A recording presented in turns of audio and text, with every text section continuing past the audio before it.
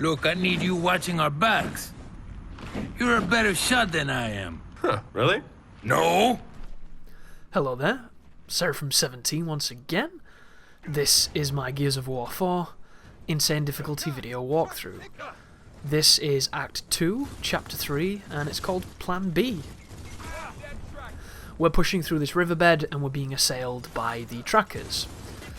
So, your team here come in handy, as they did with the tickers. They can be great distractions for these particular enemies. The point of this enemy is literally suppression. They're meant to push you out of your comfort zone and set you up for the adversity that follows. And the game does a really good job of mixing up this enemy coming forward, but it has to be said, this is not a new enemy by any means. It's essentially a wretch, it's essentially a ticker, you know, it's a concept that we're really familiar with. And it's a concept that I think complements more when it's with other things, and there's not too many instances where they do bring in so many things with them, which I think is a kindship that it does, because they definitely mix things up. For instance, right now, can you imagine if there were trackers coming right now? You have your standard troops here, and then you have heavies jogging their way towards you with guns that kill you incredibly quick. I'm using the fact that I have a decent advantage. I say guns that kill you incredibly quick. That guy's got rockets, so he needs to die. That's the reason why I chucked a lot of grenades at him, and you'll notice I'm blind firing, he fired a rocket at me and I took no damage. I'm telling you guys, that prologue is fucking broken. He's blowing up, so he's not to worry about. The weapon he drops can be used against the boss at the end of this ravine, but it doesn't necessarily, I say ravine, it is a waterbed, it's not deep enough I don't think to be a ravine, but you know what I mean. Very reminiscent of canals this, if you ever played the Gears of War 1 map. A very interesting stalemate of a map. But they do drop those salvo cannons. There's a guy on the other side of this, so here's the chainsaw animation for those missing it. He did shoot me, but he didn't kill me, which was nice. And you do a nice little kick to push the DBs away for when they blow up so it doesn't hurt you, which is a nice touch. You are not invincible. You've not been invincible for many games now, so don't do it, guys, if you can avoid it, especially in multiplayer. Chainsaw can be very effective in multiplayer, but it's oftentimes going to get you killed, and it's the sign of a player who doesn't understand how unsafe it is, but it can be incredibly effective, so sometimes it's definitely the best thing to do, but 90% of the time you're going to eat someone's Nasher before you even finish the animation, because it's so risky, as hilarious as it is. But once you push forward here, you're going to get a checkpoint, which is really surprising, because this is the kind of moment in this game where you normally wouldn't, but the game's very kind, and these are called Kestrels, these particular helicopters. Once again, if you shoot the engines on this machine, it will die faster because it does maximum damage, but it can be quite dangerous taking on this particular opponent here with this cannon, because she kills you really fast, and the time it takes your character to stand up from the heavy weapons has always been something I don't like in Gears, and I understand why it's a thing. It's a necessary feature. But at the same time, I always felt like perhaps on Insane, they could have given you some armour or an extra bit of damage to take when you're putting them down. Because it feels unfair. You are trapped in an animation, which is your punishment for using this high-risk weapon, but in a multiplayer map, you got punished because the player outplayed you. Against a computer, you got punished because the game is incredibly punishing and you picked up a weapon that ideally is just not suitable. And there are a lot of moments in this game on Insane where you pick up the new guns and they're just not suitable at all. And there's a lot of really new interesting ones where they bounce off of walls and they do crazy things. But Insane is not the place to be learning these tools, because you die too fast. You know, it's awesome sitting down with that disc machine, the Ripper gun of this game. I can't remember the name of it. But you will die so fast unless you're in cover, and even if you are in cover, if you're firing that gun, you have to do the slow arc back into being safe. The time it takes you to do that, something's killed you. If something comes close, you physically can't stand up fast enough to get away. You're dead. You know, it's one of those interesting things where there are certain things you physically cannot do, and this has been a tenet of every Gears game. You know, there are just certain features that make it very, very specific to the series. The grenade's an interesting one, I always felt. Gears of War gives you a estimated trajectory on your grenade, which I think is a really cool idea. But it came at a price. You'll notice, to get that trajectory, you have to get out of cover, you have to aim.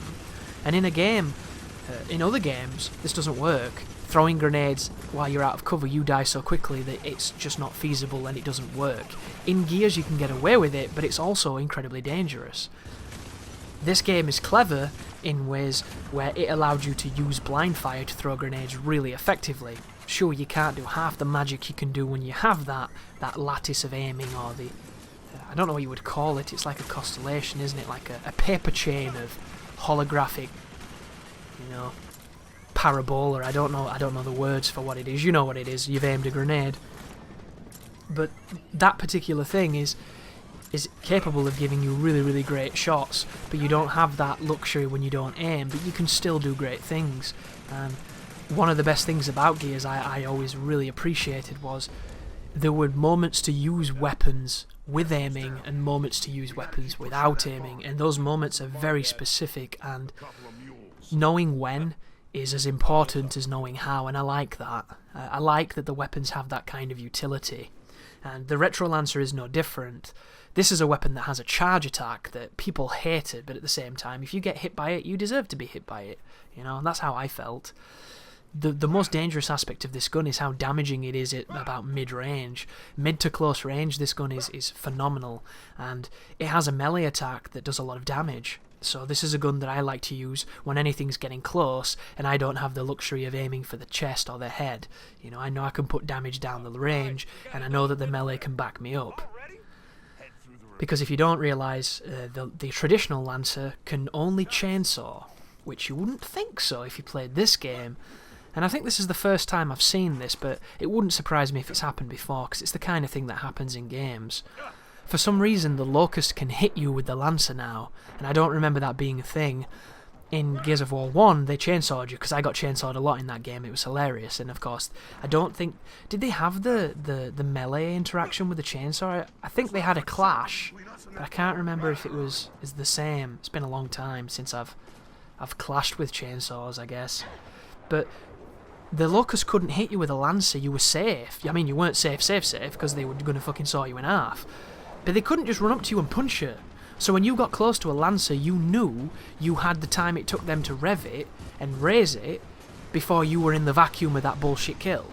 So that gave you a lot of power in knowing that you had time to react. In this game, when they rush you, they just hit you with it as if it's a hammer burst, and I think that's wrong. And I don't know why they've allowed them to do that, and I don't know why they don't allow us to do that. And I understand why they don't in the grand scheme for the player, because the whole point of the Lancer is that it has that chainsaw, and the whole point of its counterpart, which was the hammer burst, is that it's a slightly different weapon with a different option. You know, if the opposite team had chainsaws on their hammer burst, the chainsaw wouldn't be anything new, it wouldn't be a threat, it would just be ubiquitous. You have to have the difference in it. This fight right here is a really cool fight. It looks beautiful, it's got great visuals, it's got the weather effects happening, and did you see what I did there? All I did was shoot the obstacles in the environment, and it did all the work for me. Which, once again, did you notice how it's designated by the orange and the white stripes on the thing? Do not come out of cover here, because some of those barrels will kill you. They've killed me in the past. But you see, I don't even have to shoot people.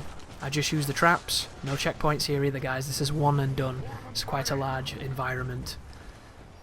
Also be careful there too. If you push up to that door too quickly and you help your friends, they can open that door and get you killed. It happened to me on my first playthrough.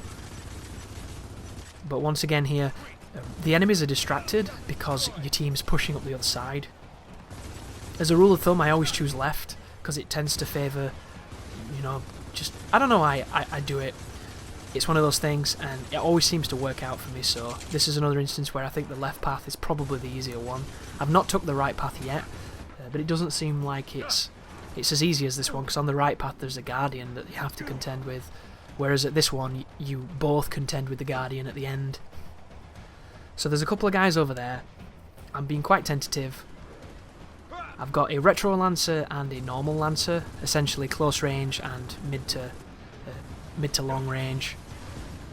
That's my logic anyway, and I'm getting rid of a few more of the environmental hazards. I'm marking some of the DBs to see if it makes a difference. Sometimes it makes a great difference, not so much other times. You'll have to experiment yourself to see whether or not you think it's worth doing. Be aware of him. He has the tri-shot, which puts you down really quick. But he's not moving, he's backing up, he's not putting himself into real power position, so we don't have to worry too much. Our team is a fantastic scapegoat right now, so this situation is just, you know, it's all pretty visuals and pretty manageable, and you're going to hear the Guardian when it spawns after you've picked off some of these guys. Not too sure why I've swapped to the Retro Lancer. It's great for damage, but at this range you really have to feather that trigger, and it can be a little frustrating to feel like you're effective. So you'll notice I popped the sniper on, and this sniper is quite interesting. When you hold the trigger on the M bar, it starts charging the weapon, and when the reticle becomes a diamond, it means you can shoot it. But there is a time limit on when you can shoot, so if you hold it too long and it opens, you will not be able to fire. But the good news is, you can use it to stop your shot. So, for instance, if you've ever used a torque bow, which I hope you have, there are moments where you start charging it before you go into an arena, preemptively predicting somebody to be there, and then they're not there. And what happens? You have to waste a resource, and sometimes you can even kill yourself if you get sloppy. Whereas with the M-bar, you can preemptively start charging just in case somebody's there, and then if it's clear, just let it run and let go. And it's a really interesting tool, I like it a lot. I don't know if it's as damaging as the long shot, but I think pound for pound it's potentially a better weapon. Just because of the fact that I think you might get more shots. I don't know how the ammo's calculated, I didn't look at it clear enough, but with the numbers that you get, you have, is it 3 shots to a stock? So I think you might be able to get more bang for your buck. Once again, guys, I've not really tested it, I just kind of played and had fun, and I was feeling like shit the entire time. It really, really was miserable. But I managed to play at a decent level. It didn't affect my ability to play the game. I got the job done, and I'm going to help you through Insane if you need it, which hopefully is uplifting, because these games can be very challenging if you want to take them on at what they're worth. And so far, from what I've read, everybody keeps calling this the hardest Gears, which I can understand why they would think that, but I don't know.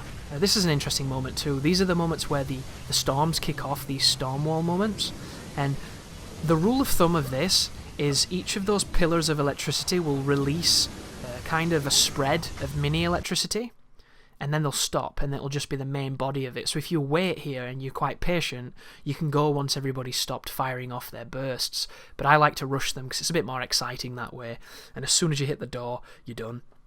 Thank you for watching, you take care.